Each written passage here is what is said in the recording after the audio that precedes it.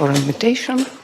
Well, to go on with the digital economy and CNA, the motivation of the presentation of the paper is the growing volumes of peer-to-peer transactions in Russia, and evidently their inputs into value-added production. So the outline is presented here. System of national accounts on peer-to-peer transactions, Yandex taxi, beyond GDP, sustainable development goals and peer-to-peer transactions, and further research areas. The paper was made on the basis of main conceits, points and issues of well-known Russian and foreign academicians and statisticians. The names are presented here, and I am very proud that they are presented here at the conference. I mean, they are presented at this slide. So, to systemize arising problems in the current SNA methodology and value-added sectoral accounting, it is required to define, to emphasize the significance of digitalized and sharing economies as crucial factors for intensive development of information-oriented society. Most of distinctive features of digitalized and sharing economies are common to informal economy transactions, so deals between unincorporated enterprises. So, however, the aspect related to the role of intermediary services is of special importance. Perhaps mismeasurement in SNA methodology is expected to partly impact estimates showing productivity slowdown, which what was already overviewed here. The slowdown trends also embraced Russia as well. So based on Rosstat report, covering 2003 to 2016, an annual labor productivity fell to 99.7% in 2016 from 107% in 2003. In transport and communication sector, from 107.2 to 99% respectively. So, rise in peer-to-peer services is driven by opportunities given by online agents. More often, they use PCs and smartphones with mobile appliances for web search, email, and social network, coupled with online banking, online shopping, job hunting, taxi aggregators. Peer-to-peer transactions include peer-to-peer transport and business services. For example, in Russia, as Get, Uber, Yandex Taxi, and others. Rental dwelling services in Russia on CIN, Ostrovok, and other platforms. So, of much importance are distribution services, including the sale of second-hand and indeed new goods. So, on the platforms of CarPrice, Avito, and others, and in some respect, a Russian alternative of the American platform TaskRabbit is aggregator Constart. Over the recent years, crowdfunding and peer-to-peer lending services as a new source of alternative financing become more extensive. Here, the production account of household sector of some countries is presented according to data of OECD, Stats OECD.org. So, variables show that households value added of the countries, gross value added, in the USA totals 22%, in France 16%, in Germany 17%, and in Russia 14.3%.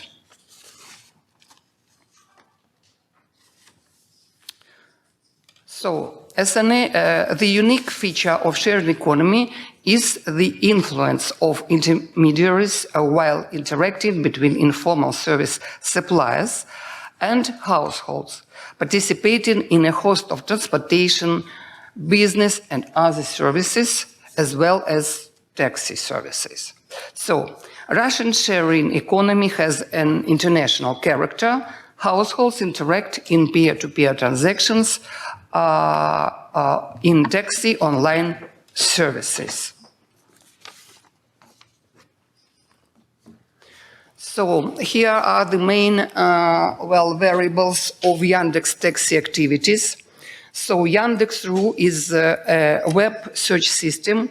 It takes the fourth position in the rating of the global search systems by amount of web search queries.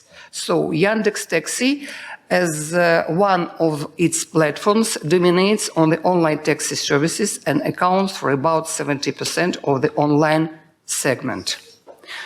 So, this service is available in 150 cities and now 7 countries. There are about 300,000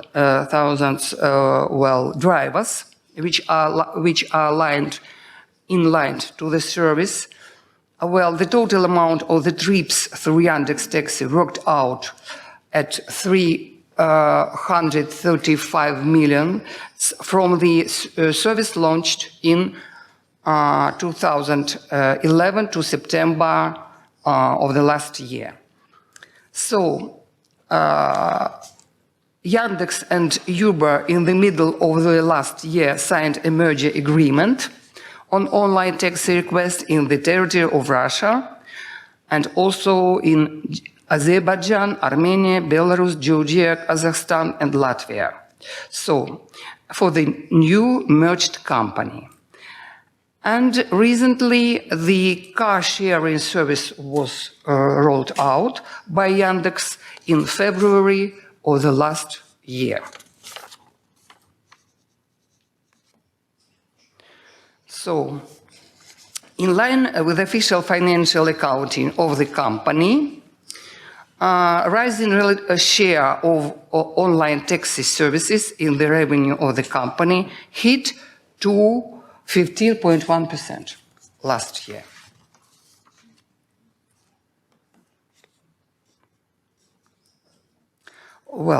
Service providers are both formal and informal drivers, using their own vehicles along with the rented ones. Formal taxi drivers operate officially, therefore their output, value added and income are subject to direct statistical recording and facilitate GDP measurement.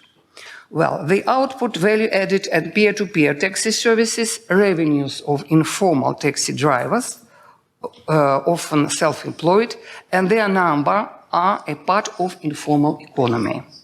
So, informal taxi drivers' value added, aggregator fees and their cash flows are of concern from a variety of angles. First, in respect of SNA methodology improvement. Second, investigating informal household activities. And third, estimating the part of informal economy and including in SNA for GDP measurements. The estimates of the number of informal taxi drivers rendering services on the labor force balance basis by Воробьева are of special interests. So, according to adjustments of balance of labor, informal employment in transport totaled in Russia total 20%, Moscow 11%, Moscow region 18%, St. Petersburg 23%, and North Caucasian federal districts 46%. According to UBS market research, the share of grey taxi services makes about 20% of the total taxi market. And in 2015, a share of transport services in the level of value added in informal sector in Russia totaled 21%. In Georgia, Kazakhstan, Tajikistan, 20, 35, and 40 respectively, as per Stat records. So peer-to-peer transactions via online taxi aggregators can be studied also on the basis of concepts of beyond GDP and Sustainable Development Goals agendas. Peer-to-peer transactions of households have an impact on their well-being. It corresponds to goals 3 and 11. 3 and 11. Their names are, and their titles are presented here.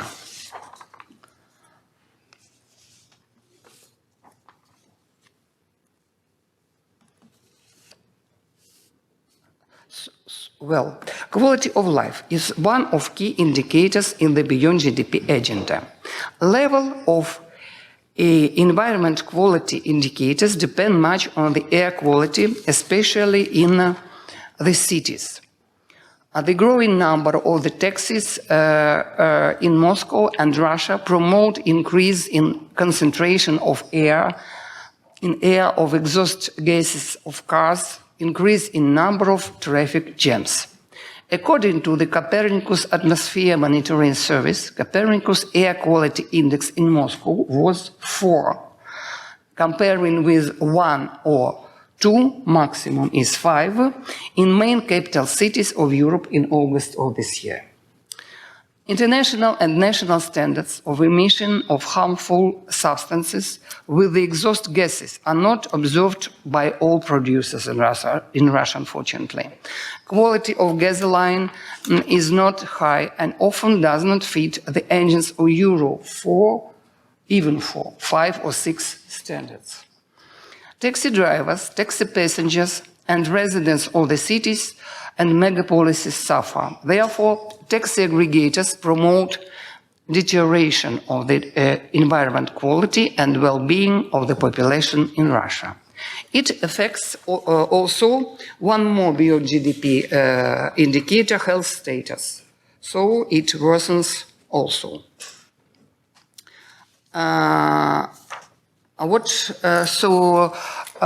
If we speak about life satisfaction, it is another beyond GDP agenda indicator. It can be found that several factors make impact on it.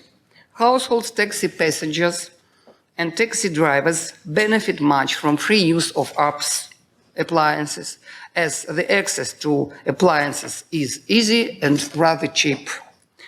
The call of taxi via app is free. Tariffs for online taxis are not high, they are rather low.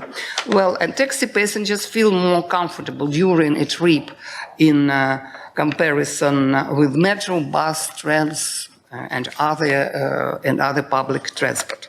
Therefore, the peer-to-peer transactions of households via online taxi aggregators promote to increase of life satisfaction.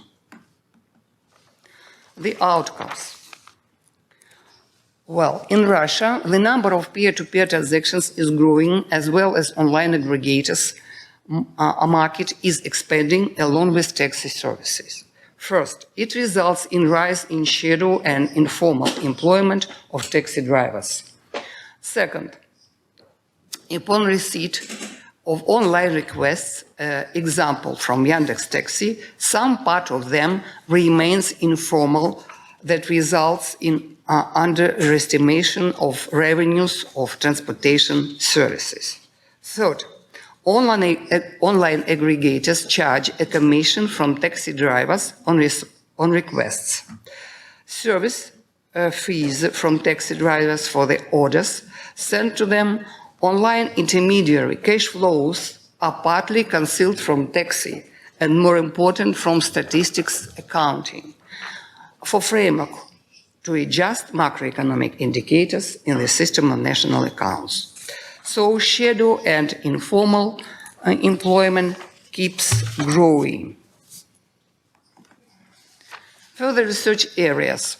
To get data for a proper statistical research, we suggest carrying out a special survey to assess how shadow and informal employment contribute to the online taxi services, development of special questionnaires and carrying out the sampling will promote the solution of the problem.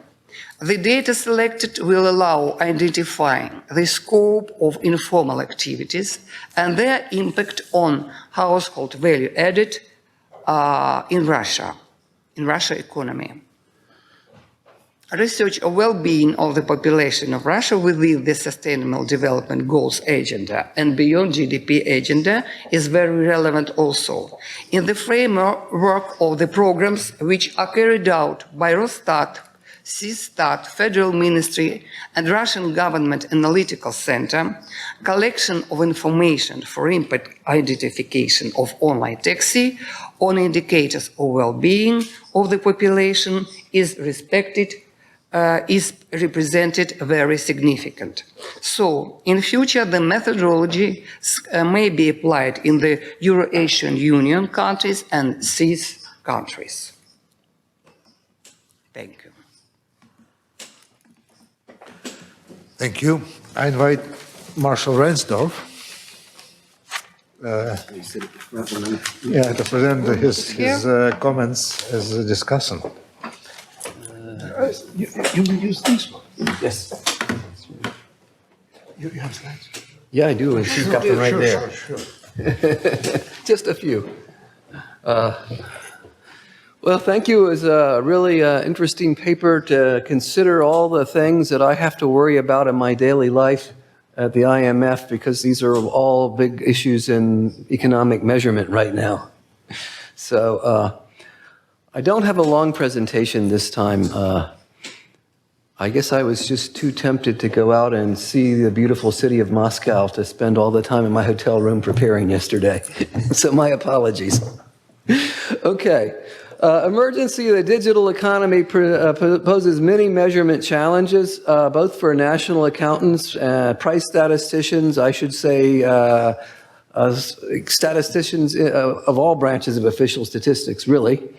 The paper points out we have the productivity slowdown and the digital economy challenges here in Russia also, and identifies growth of informal activity mediated by digital platform as a big challenge.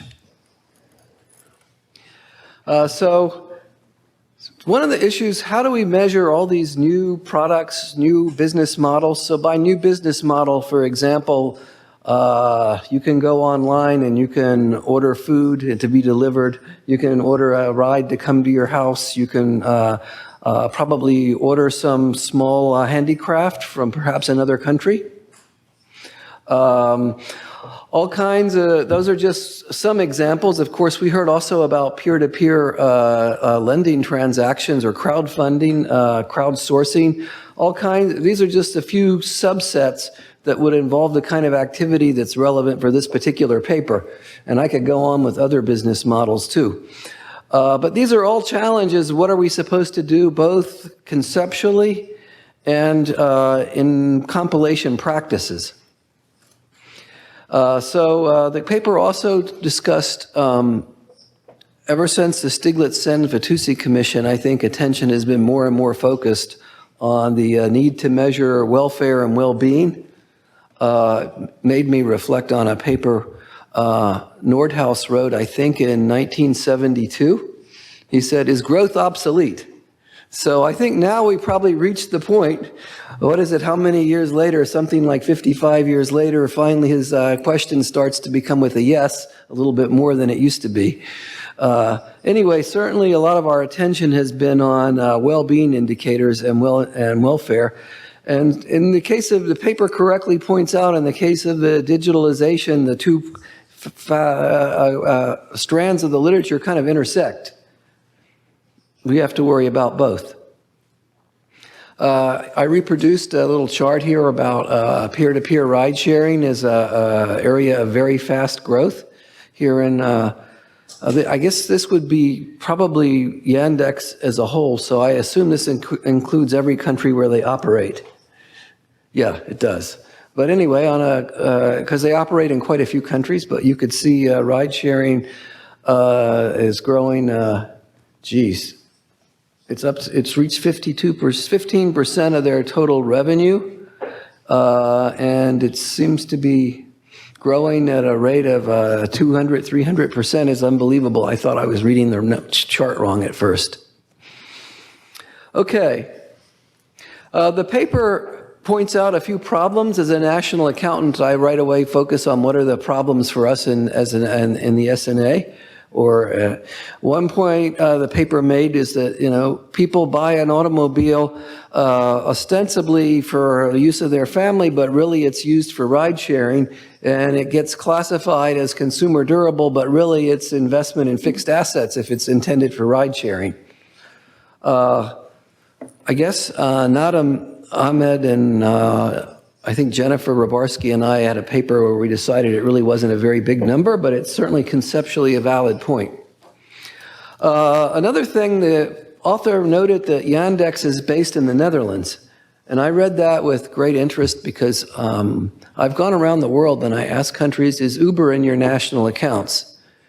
And they always tell me no, because it's all run out of the Netherlands and we can't get the data here in our country. Even Canada told me they can't get the data because it's run out of the Netherlands. But now I discover Yandex is also run out of the Netherlands.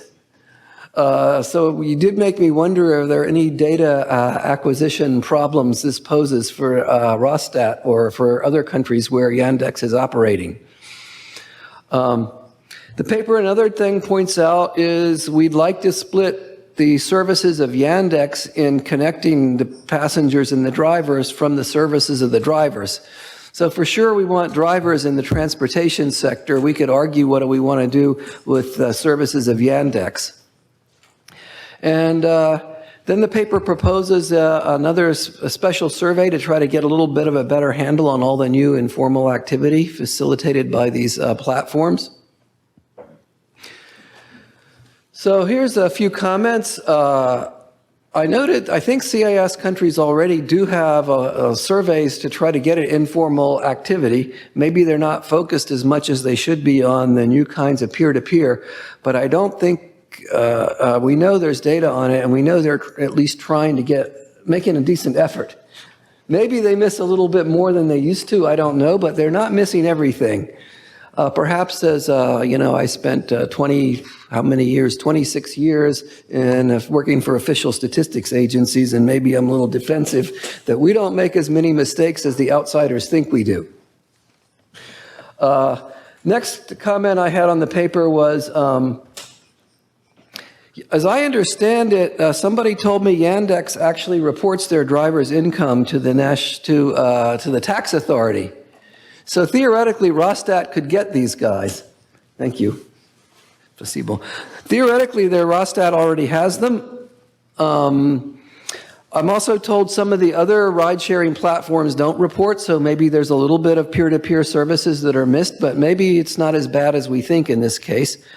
I did notice there's lots of other peer-to-peer services and small transactions that are being constantly intermediated. Okay, placebo. I think we have it under control. The arguments are very heavy, yes. Yeah, there we go. I think that, I wonder, like, for example, we were planning my stepson's wedding. My wife ordered some handicrafts from a platform made in Ukraine to give out to the guest. I assume this is informal activity. I doubt it's probably some household with a small knitting machine. I don't think it's in the national accounts. It's a new kind of peer-to-peer informal activity. Plus, it's a new informal export. So I really wonder how many exports are we missing from some of these countries. So these are very important questions. I do think, maybe some people here have some perspective on the answer. On the welfare, I like the paper's point that we need to measure welfare. And to me, a lot of the issues related to the new kinds of digital activity, I don't think conceptually they're already included in nominal GDP. I don't see much of a conceptual problem, to be quite honest. And I think you made the similar comment, Andre, at the beginning. So I'm in your camp. The SNA is fundamentally sound, but I do think there's a lot of reductions in people's cost of living. The ride sharing is cheaper. Lots of things are cheaper, and I don't think the deflators pick them up. So I think if you look at real growth of volume of household consumption, you could come up with a bigger number. So those are just a few comments on things to think about as we reflect on this paper. And thank you for the opportunity. Thank you very much, Marshall, for this very interesting comment. Maybe the author would like to reply. Thank you very much for your speech, for your comments. I appreciate very much this, and the paper was inspired by several studies and papers also made by you personally. And there you tried to appreciate and to calculate, for example, peer-to-peer financial intermediation. Yes, thank you for that. So you see, our initiative is to make a proper questionnaire, for a proper sampling. To inquire and to make statistical observation and to get data for future statistical research, modeling and other methods can be used, to clarify, to find out the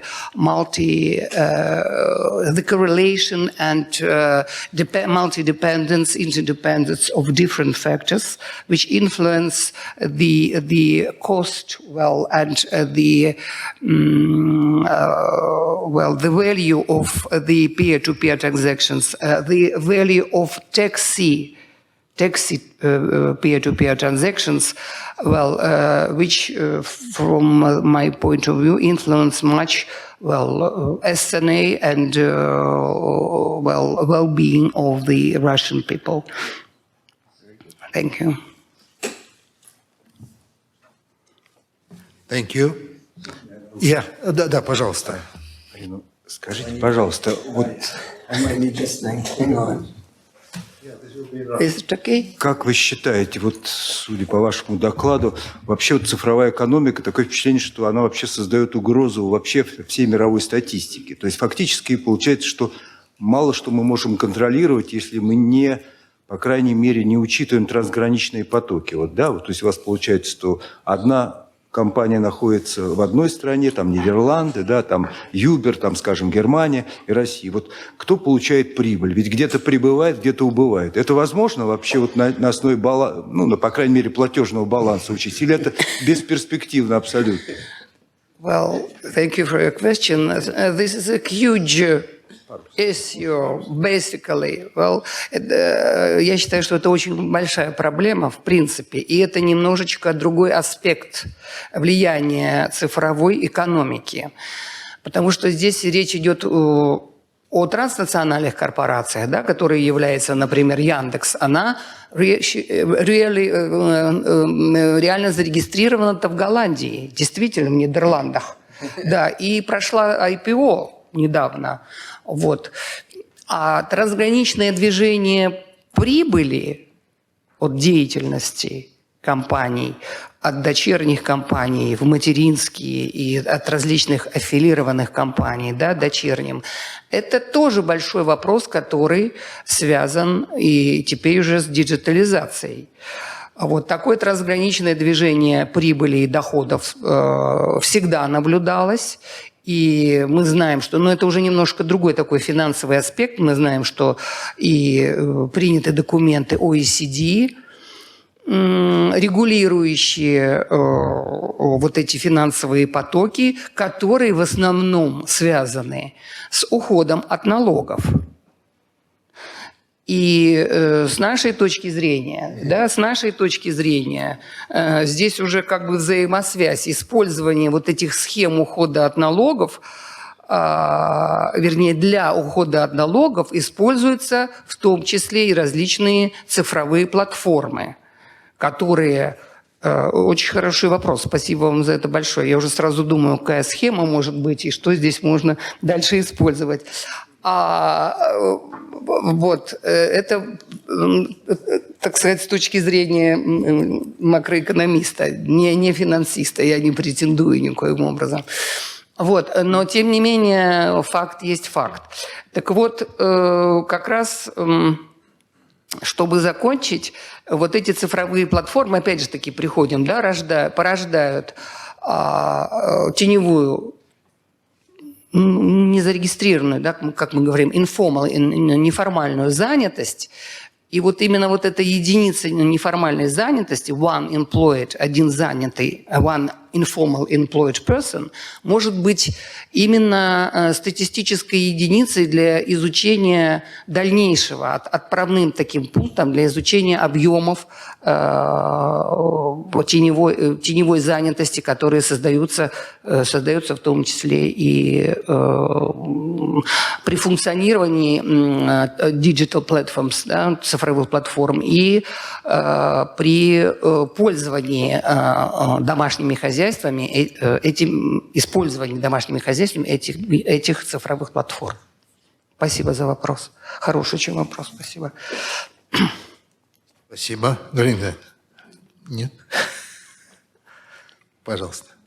I'm sorry, I can't agree with this position because now you touch the issue of external statistics data, which also produced by the Bank of Russia, and we also conduct special surveys and special report forms on direct investment surveys or portfolio investment survey, and of course we can see this data. And as for something, I don't know how to say it, assumption of it may be something hiding of profitability, etc. I suppose it's a question of corporate governments. And also, in my opinion, I suppose that digitalization make this hiding scheme more light, so it's shed. Yes, more transparency. It's shed digital, because I know I use this Yandex Taxi apps, and so I understand that all that my rights are under control, all that my sound that I paid are under control, and I think that the problem is only how to use this data, how to analyze this data, because it's really a big data, so big in its volume. And we also, when compiling financial statistics, we faced with such a problem in big data. And of course, it's using special instruments, special databases, and working with information. Digitalization, I suppose, will cause the rise in education.